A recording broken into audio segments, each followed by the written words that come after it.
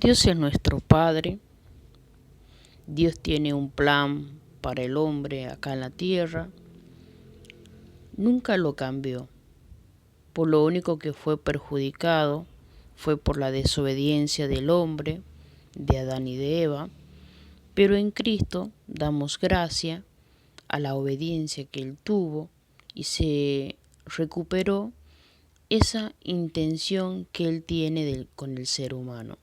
Una de las cosas más importantes que estamos entendiendo para este tiempo es que Dios no quiere que lo veamos como un ser lejano o alguien distante, sino que podamos comprender y comprendamos nosotros primero que Él ya no habita en el templo por mano de los hombres, en una iglesia, en unas paredes, sino que Él quiere que entendamos y comprendamos que primero que Él habita en el templo de hecho por la fe, o sea, el templo que está creado por la fe que tenemos puesta en Él. Ese templo es nuestra propia vida. Lo otro es que de una suma importancia que podamos entender es que quiere que también nos relacionemos con nosotros con sus hijos, tiene que ocupar el lugar de parte de su vida y las intenciones de cada uno. Ese es el nivel de relación que tenemos que vivir. Es ahí donde justamente revelarse como padre. Este es el lugar donde hoy podemos ocupar y entendemos que la relación plena que Dios quiere que nosotros tengamos con Él es una confianza absoluta. Y el templo de Dios somos nosotros mismos, nuestra propia vida. Entonces Él quiere venir y habitar dentro de nuestra vida. No es necesario que lo busque en un lugar, sino buscarlo dentro de uno mismo, es donde podamos tener esa relación como templo de Dios, como iglesia, como casa de Dios, como madre, como hermana en Cristo. Entendiendo la palabra del Padre, la palabra Padre, es Abba Padre, que también se puede traducir papito mío, Abba Padre, papito mío, dando la idea de una relación muy cercana y una relación muy íntima que puede tener un padre con su hijo. Por eso Jesús llamó a Dios Abba, en el idioma griego de la palabra equivalente a pater, de donde proviene el término del español patria, que significa padre. No obstante, esta es una de las palabras que denota respeto a la autoridad de la cabeza de la familia. Hay ciertos conceptos que podemos entender por lo que la palabra nos habla y iremos aprendiendo y lo iremos aprendiendo. Es una fuente, el Padre es una fuente de amor, de paz, de provisión. Él es quien nos nutre. Él nos brinda protección, Él nutre, Él provee, Él alimenta. Él es el iniciador, el fundador, Él es el autor, Él es el creador, el maestro, Él es el líder, el entrenador modelo. Todos estos conceptos y mucho más nos pueden hablar de cualidad de un padre. ¿Cuál es la cualidad de un padre? Como dijimos, un padre es fuerte, nos brinda protección, nos nutre, nos provee, nos alimenta. Es un iniciador, un fundador, él es un autor, un padre es esto. Él es un creador, un maestro, un líder, un entrenador. Un padre, es un modelo. Y este es el padre que nosotros tenemos como modelo. Todos estos conceptos nos pueden hablar de las cualidades de nuestro Padre Celestial. Por supuesto que estas son las cualidades que Él es la que ocupa. ¿Y cómo lo podemos ver? Es quien puede siempre proveernos todas las cosas que nosotros precisamos. Nosotros como hijos de Dios debemos también aprovechar a plenitud todo lo que Él puede brindarnos a nosotros. Y como padre nosotros acá en la tierra también debemos trabajar y liberar todo ese potencial que nuestro Padre Celestial puso en la naturaleza nuestra como persona. Tenemos que recuperar todas las cosas perdidas. Dios es nuestro Padre y eso es lo que nosotros debemos recordar. Un solo Dios, un solo Señor, un solo Padre. Como nos muestra la Biblia, nos enseña que el Padre es un productor, así como el Padre Celestial también es un productor. Según Isaías en capítulo 64, versículo 8 dice, ha puesto Jehová, ahora pues Jehová, tú eres nuestro Padre, nosotros somos barro y tú eres quien nos formaste. Así que obra de tus manos somos todos nosotros. ¿Cómo relaciona la carta de Isaías esta parte de decir, reconocer que nosotros somos barro en la mano del Padre?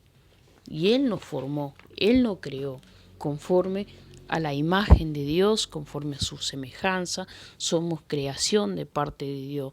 Dios es un Padre, Él es un Padre que existe por sus propósitos, por su deseo, por ser de ser.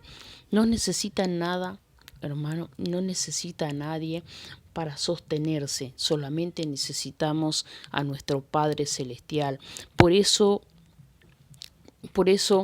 es que pueda dar también su vida, sustentar a todo ser humano. Dice que Él puede sustentar, Él puede a todo ser humano. Para Él no es problema todo esto. El hombre necesita de Dios, nosotros necesitamos de Dios para existir y para vivir. ¿Por qué? Porque Él es el que nos da el aliento de vida. Nosotros necesitamos de ese aliento de vida. Sin Dios, el hombre, nadie de nosotros puede existir. Cuando alguien usa los recursos para otras cosas, entonces ya no puede ser de Dios. O sea, si recibís cosas de Dios y no lo estás usando para la obra de Dios, entonces no podés seguir recibiendo de parte de Dios. Es alguien dependiente de otro, ¿verdad? Y eso es el ser humano. No puede considerarse más importante que el Padre. Un ser humano no puede creerse más importante que Dios. Él dijo que lo puso en un lugar de privilegio, de autoridad. Dios pone en un lugar de gobierno, pero nunca llegará a ser como Dios. Dios puede ponerte en esta condición, en este lugar para que gobiernes, pero nunca llegaremos a ser como Dios. Él tiene en su naturaleza sus dones, su espíritu, pero nosotros debemos volver nuestro corazón a Dios y verlo como un Padre con todas las buenas características y como un castigador y no como un castigador que está pronto para maltratar, no, sino nosotros debemos amar y saber que Él nos está enseñando y debemos también enseñar y expresar todo su poder en nuestra vida. O sea, lo que el Padre nos enseñó, también con el mismo potencial, con el mismo poder y autoridad, enseñar también a los demás. Nuestro Padre es el único Dios verdadero. Él es el creador de todas las cosas que no depende de nadie, solo de Él mismo. Él decidió tomarnos como hijo antes de la fundación del mundo y confirmó este amor enviando a Jesucristo a la tierra, en el cual nosotros también fuimos aceptos, justificados y fuimos comprados por por nuestros propios medios, no por nuestros propios medios, sino por la voluntad y por el amor del Padre. Jesús vino a manifestar a Dios Padre. Según Isaías 9:6 dice la palabra, porque un niño no es nacido, hijo no es dado, y un principado sobre su hombro, y se llamará su nombre admirable consejero, Dios fuerte, Padre eterno, príncipe de paz. Podemos ver que un niño le ha nacido y no es nacido y es dado a favor de nosotros, y esto dice que se llamará hombre admirable y será un consejero. Hoy recibimos los consejos de Cristo, hoy recibimos los consejos que este consejero trajo, los consejos del Padre, del Dios fuerte, del Padre eterno, el príncipe de paz. En esta palabra podemos ver la naturaleza del Padre celestial que fue impartida en Cristo mismo. Este niño vino a revelarnos la naturaleza del Padre. Todo lo que Cristo hizo acá en la tierra, nosotros podemos ver y conocer la naturaleza del Padre. Él se dio a conocer por medio de su Hijo, la mayor expresión de amor, de reflejo en cuanto dio su vida por nosotros. Juan 1:18 dice, a Dios nadie lo vio jamás, solamente el unigénito Hijo que está en el seno del Padre, Él se ha dado a conocer. Y acá nos hace referencia a Jesús. Jesús también dijo en Juan 14:7-9, si me conocieses, también a mi Padre conocéis, y desde ahora le conocéis y habéis visto. Felipe le dijo, Señor, muéstranos al Padre y nos basta. Jesús le dijo, tanto tiempo hace que estoy con vosotros y no me has conocido, Felipe. El que me ha visto a mí, ha visto también a mi Padre. ¿Cómo pues dices tú, muéstrame al Padre? El que estés tú, el que esté tu padre o el que esté tu madre, es lo mismo. ¿Cómo quieres prueba? Eran uno mismo, era un mismo Señor, era lo mismo. Entonces, este es el mayor privilegio que nosotros como hijo de Dios podemos tener, el ser considerado hijo de Dios. Él no ve como parte simple, Él no ve como parte simple de la creación, Él no ve como algo simple, sino que Él se hizo, dice, heredero de todas sus promesas y de la naturaleza. También nos otorgó la autoridad acá en la tierra. Y también, ¿qué más otorgó? Por medio de la vida eterna, por medio de Jesucristo, justamente con Él nos otorgó vida eterna con Cristo Jesús. Entonces podemos ver, como decía Felipe, si conocemos a Jesús, conocemos al Padre, y si conocemos al Padre, conocemos a Jesús. Si conocemos al Espíritu Santo, uno son, un mismo espíritu, un mismo sentir, y de esta forma podemos ver cómo Dios manifiesta ese amor que tiene Él con ese espíritu paterno que Él nos está revelando día a día. Dios hizo todo lo que hizo desde un espíritu de Padre. Todo lo engendró, lo dispuso en su corazón y lo llevó a la práctica desde el principio. Por eso la Biblia a nosotros nos enseña muchas veces sobre el carácter del Padre y sobre el Creador que tiene, y que sabemos de esta naturaleza que también fue sembrada en nuestras vidas. Isaías 64:8 dice, ahora pues Jehová, tú eres nuestro Padre, nosotros somos barro y tú eres tú nos formaste. Así que obra de tus manos somos nosotros. Reconocer esto como lo hizo Isaías. Si hay algo que resalta en la naturaleza, es justamente su paternidad. Todo lo creado está sujeto a ese principio. Así fue para gobernar la creación. Puso a un hombre y a una mujer, los cuales habían sido ordenados, equipados, encomendados para continuar la obra bajo el espíritu paterno, como dice Génesis 1:26-28. Entonces dijo Dios, hagamos al hombre y hagamos a la mujer, hagamos al hombre a nuestra imagen, conforme a nuestra semejanza. Así el hombre pueda señorear en los peces del mar y en las aves de los cielos y en la bestia de la tierra y en todo animal que se mueve arriba de la tierra. Y los bendijo. Después que los formó, ¿qué hizo Dios? Los bendijo y le dijo, anda, fructificar, multiplicar, llenar la tierra. El deber del hombre era llenar la tierra, sojuzgarla y señorear en los peces del mar, en las cosas que Dios había creado, en las aves de los cielos, en la bestia que se mueve sobre la tierra. Pero podemos aprender. Esto se revela en esta palabra que al hacer al hombre a su imagen y a su semejanza, le impartió este poder paterno, porque no había forma de fructificar y multiplicar sin ello. Solo alguien con un espíritu y la naturaleza como el del Creador podría sostener obra hecha. Por tanto, lo que fue sobre Adán era parte de la existencia del diseño de Dios. Y en la iglesia nosotros necesitamos ese espíritu paterno. Así como entendemos que para sostener la creación se necesita un padre que multiplique y que fructifique. Del mismo modo sucede en el ámbito de una iglesia. En ella se necesita un espíritu paterno. La restauración de las cosas que estamos viviendo también nos abre los ojos a través de la iglesia.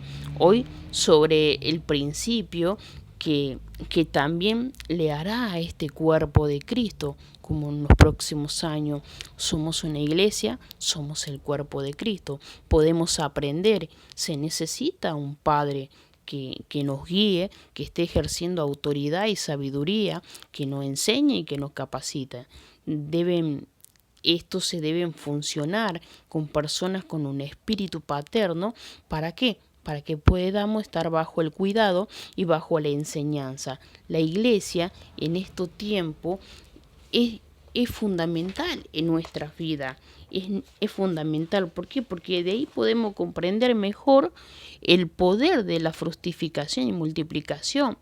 Cuando lo vemos con ojos de hijo, entonces, ¿por qué? Porque ahí entendemos que simplemente estamos administrando la obra de nuestro Padre y extendiendo nuestra herencia.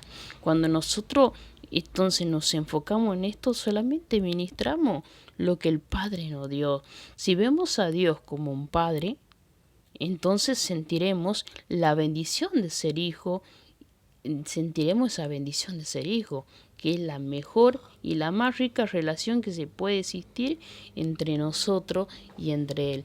Qué hermosa bendición es decir, poder decir, tener esto de parte de Dios, sentirnos hijo de Dios, y poder ser impartido eso que Dios dejó a través de su palabra, a través de la enseñanza de Jesucristo mismo, siendo impartido, diciendo tener en sujeción las cosas y tener el control, impartir lo que Dios nos dio, tener ese espíritu de Padre. Es algo muy importante. El Padre en la fe que recordamos que también fue Abraham, que dejó una nación, dice, iban a tener como estrella del cielo, como las estrellas en el cielo, como la mar, hijo. Y hoy en día, ¿cuánto hijo de fe hay? ¿Cuántas personas podemos encontrar? Hombres con cualidades de padres que bendijeron a generaciones. En la antigüedad, a través de la Biblia, podemos conocer cómo libraron de esta esclavitud. ¿Y cuántos padres hoy te libran de la esclavitud? A través que te enseñan la palabra de Dios. ¿Para qué? Para que salga de esa esclavitud y hoy pase al diseño y a la autoridad que Dios quiere que ocupe acá en la tierra, que puedas alcanzar el camino de la sabiduría con los propósitos de Dios que Él tiene día a día para tu vida, para que todo te vaya bien y para que entres al cumplimiento de la palabra de Dios. El padre de la fe tuvo una iniciativa de padre y cuando él se enteró de su sobrino Lot había sido capturado, él, lo que nos relata la Biblia en Génesis 14 al 24, encontramos un hombre organizado en su casa. Aunque él no tenía hijo biológico, era esa etapa de su vida. Se comportó como padre, sabiendo que él era una cabeza que debía defender lo que le pertenecía. Era parte de su pueblo. Y entonces para poder encontrar a Lot, su sobrino, el sobrino de Abraham, él había adoptado en una parte de su vida uso de lo de su casa, dándoles algunas enseñanzas muy importantes como por ejemplo hacerse fuerte en las etapas y en los lugares difíciles. Le transmitió también ser guerrero adiestrado para la guerra, le enseñó a pelear por su casa, por su familia y a confiar y a depender del poder sobrenatural de Dios. Y también le enseñó, le impartió esto de defender la recompensa de su hijo. Luego de esta batalla, Abraham recibió la palabra que sus hijos se multiplicarían como las estrellas, según Génesis 15:5. Del espíritu paterno de Abraham nacieron las 12 tribus, y aún como padre de la fe, nosotros también fuimos acercados a él, como nos muestra Génesis 3:6-7. Elías también fue un padre para Eliseo. Sin lugar a duda, fue uno de los profetas más importantes de toda la historia, de los hombres, referente a los hombres, y de cuya vida podemos sacar una gran cantidad de enseñanza, podemos sacar ejemplo para nuestra vida como iglesia. Una de las cosas que más sobresalen en la vida de Elías, de los milagros, de las palabras, de las profecías, es la unción que había en él. Era la reconciliación entre los padres como hijos. Como dice Malaquías 4:5-6, es aquí yo envío el profeta Elías antes que venga el día de Jehová, grande y terrible. Él hará volver el corazón de los padres hacia los hijos y el corazón de los hijos hacia los padres, no sea que yo venga y hiera la tierra con maldición. Podemos ver que en Malaquías no solo es el último profeta del Antiguo Testamento, sino que también es el último profeta vivo antes de Cristo. Él dijo, acordado de la ley en el capítulo 4, versículo 4, ya que antes de la ausencia de padre profético, el pueblo debía acordarse de la palabra de Dios. Dios dejó una palabra y el pueblo tenía que acordarse de esta palabra que él dejó. Dejó de enviar a los profetas por un tiempo. Le dejó de enviar a estos profetas por un tiempo para que deseen la llegada de Cristo con el mayor anhelo. Un tiempo de silencio para que vuelvan a conocer con el deseo y para que vuelvan a tener un Salvador. Malaquías dice que de parte de Dios que vendría Elías. Sabemos que la unción de este Padre era la que manifestaría nuevamente. Por eso en Lucas 1:17 nos dice que Juan el Bautista andaría en una reunión, en esa unción para reconciliar a los padres con los hijos. Primeramente los hombres con Dios, eso está claro, pero también de poner nuevamente el valor del espíritu paterno entre los hombres. El silencio de 400 años comienza con el profeta Malaquías, diciendo que llega el tiempo donde el Señor establece, hace volver el corazón de los padres a los hijos. Y el silencio termina con un ángel diciéndole a un hombre que sería padre de un hijo, que haría volver el corazón de los padres a los hijos, como dice Lucas 1:5-17. Esta autoridad estaba en la unción de Elías. ¿Y qué nos deja esta palabra? Que hay poder divino para establecer la paternidad en estos tiempos también. Si Dios quiere reconciliar a los hombres con Él como hijo, también los hombres entre nosotros debemos adoptar este pensamiento y empezar a reconciliarnos con los hijos. Y siempre a tener este pensamiento presente. ¿Por qué? Porque podemos llamarnos apóstoles, podemos llamar profetas, evangelistas, pastores, maestros, líderes y ministros. Pero además de estos oficios o además de estos dones, debemos ejercer la paternidad. ¿Por qué? Porque es un clamor de gente, que es un clamor de la gente. Hay que romper con la orfandad. La unción de Elías sigue operando en este tiempo. ¿Tienes el valor actual? Hay que unirse a la gente como padre. Esto constituye un pueblo dispuesto, con mentalidad de hijo, que aman la casa, que aman la obra de Dios.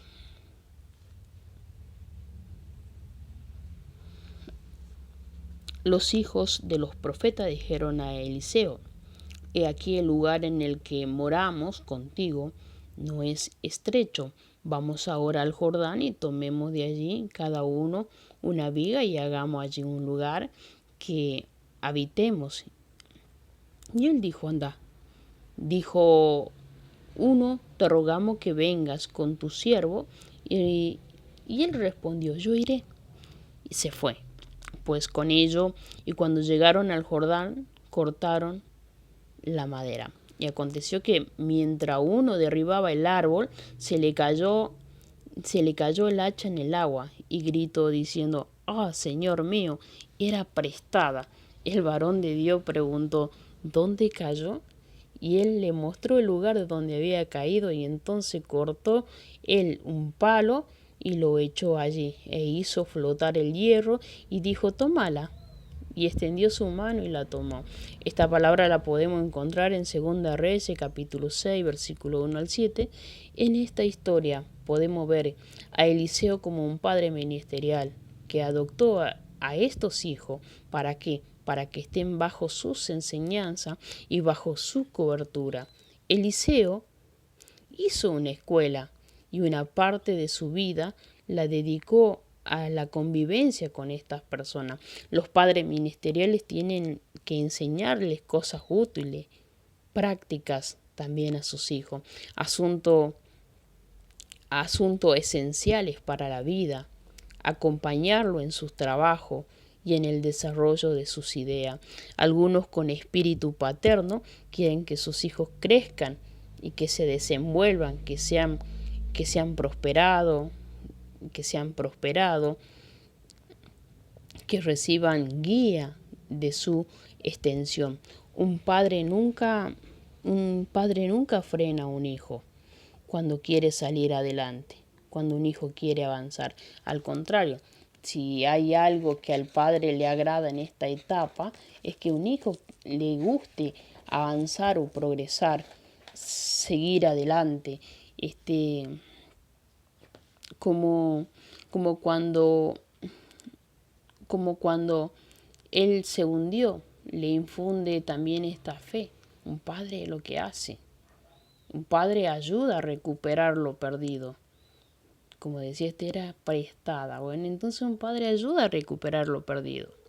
En los momentos difíciles, un padre siempre está para aconsejarte, para guiarte, y te muestra el camino para soluciones y realmente sean efectivas. De esta parte quizás no salen todas las iniciativas, pero sabemos que los hijos van madurando y van llevándose de los ejemplos de los padres. Tienen buenos deseos, ya que comienzan a ver las cosas de otro punto de vista, y tienen buenos anhelos en su corazón.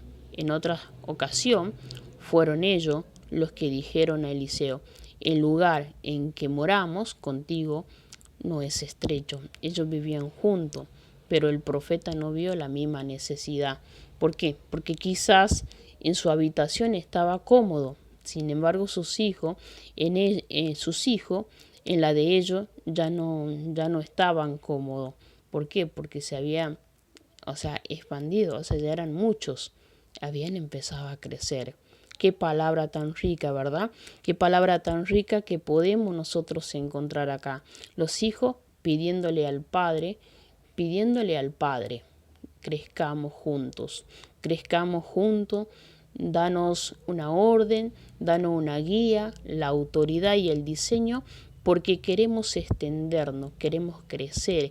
Esta palabra fue una decisión, esta palabra no fue una decisión de rebeldía. No significaba que querían dejar a Eliseo, su padre, de lado, sino que ellos consultaron con quién era su cobertura para trabajar juntos sin querer despreciarle ni desprenderse de él, siguiendo bajo la misma visión, siguiendo la misma enseñanza. Estos hombres buscaron estar más cómodos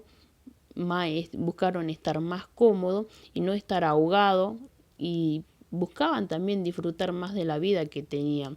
Y este es un padre ministerial, uno que busca a sus hijos que crezcan, que desarrollen sus ideas, que desean que lo prosperen, y escuchan las necesidades de sus hijos.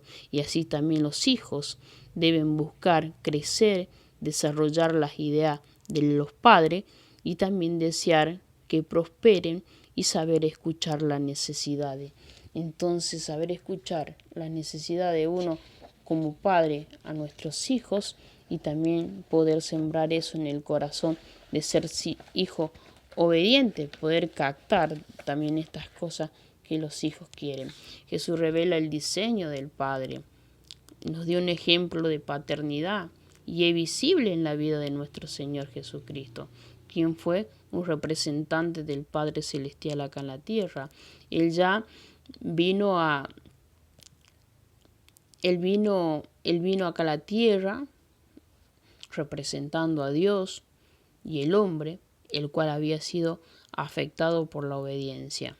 Entonces, en Cristo, este vínculo, ese camino, podemos seguir con el mismo resultado.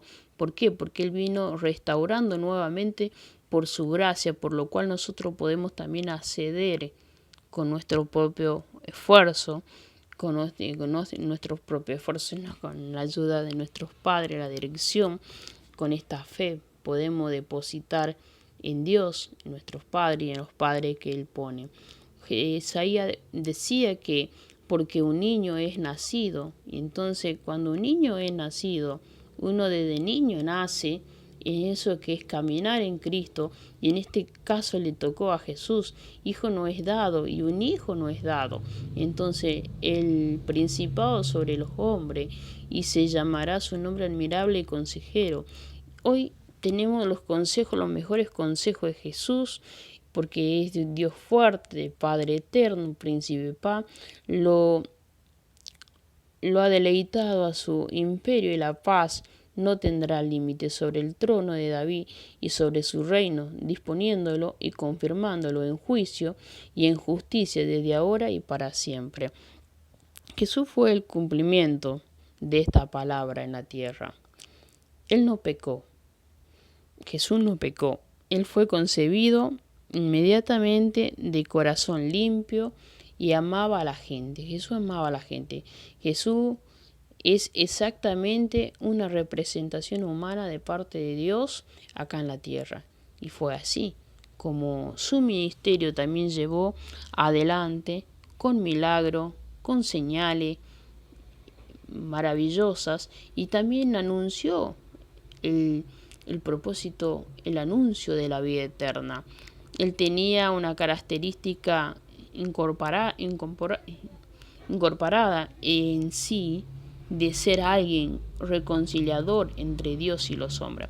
Él vino a reconciliar lo que estaba roto entre los hombres, entonces Él reconcilió a Dios con los hombres y a los hombres con Dios. Entonces, para que sean parte de esta relación, para que seamos parte más cercana nuevamente de nuestro Padre, en nuestro Padre e Hijo, si nosotros, dice Juan 14, 7 al 9, dice, si me conocéis, también a mi Padre conocéis. Desde ahora le conoces y le habéis visto.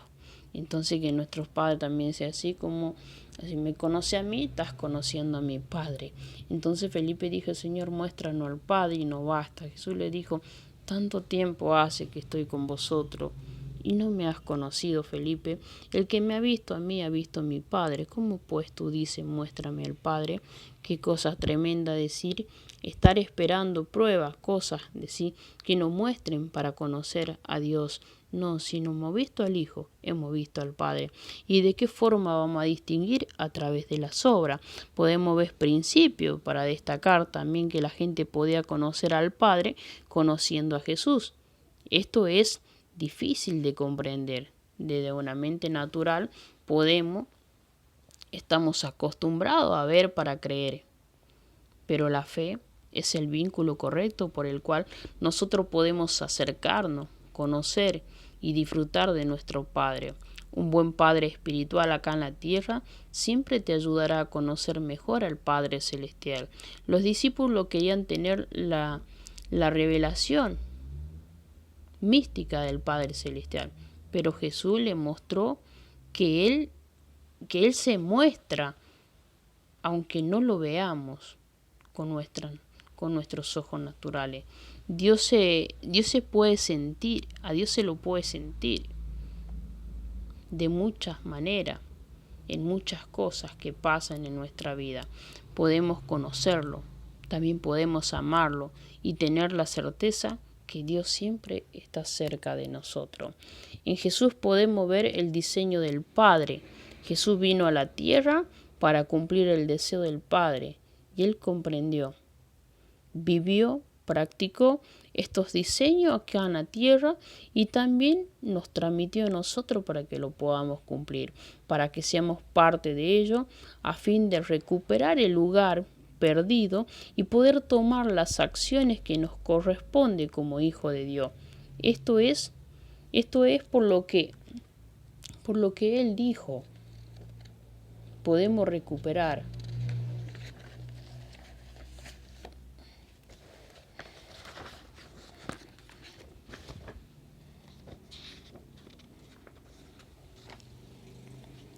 Y esta es la voluntad del Padre que me envió. ¿Quién lo había enviado a Jesús? El Padre.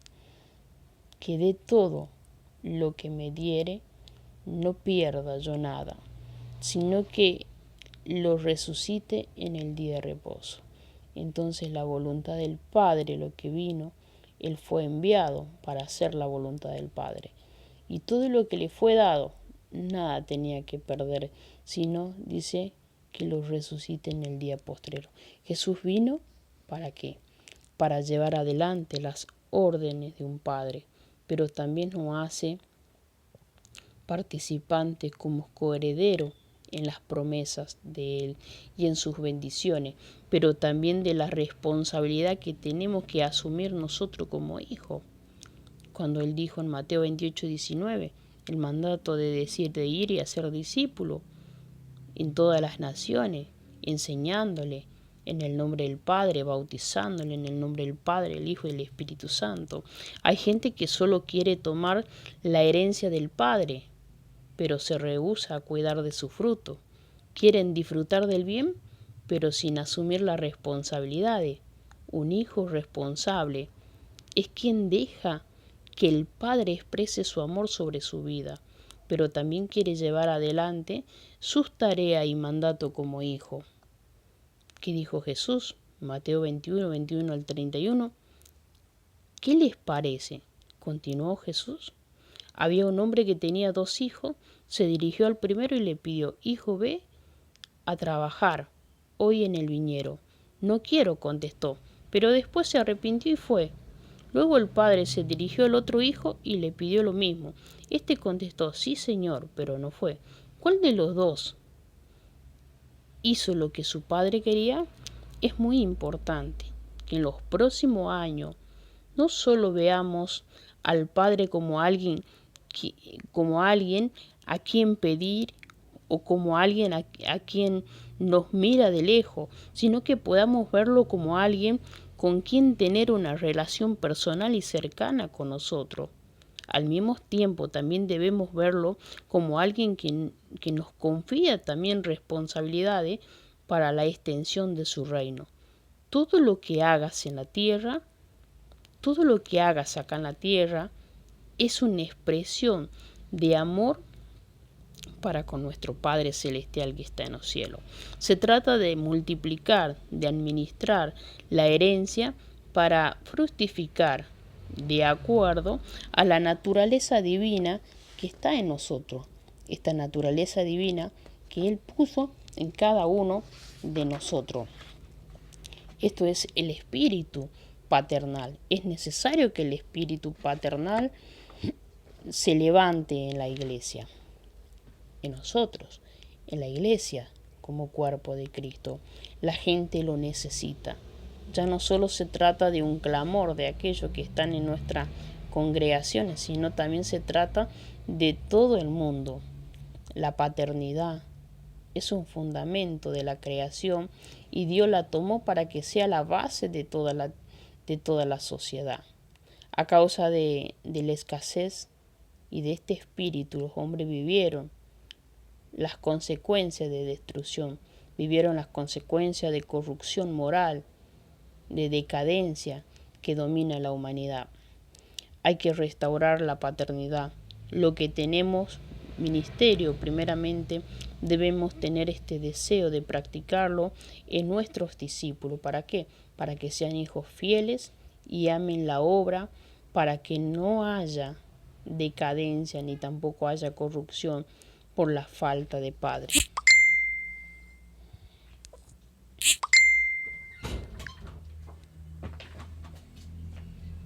¿Ya está? Mm, mm.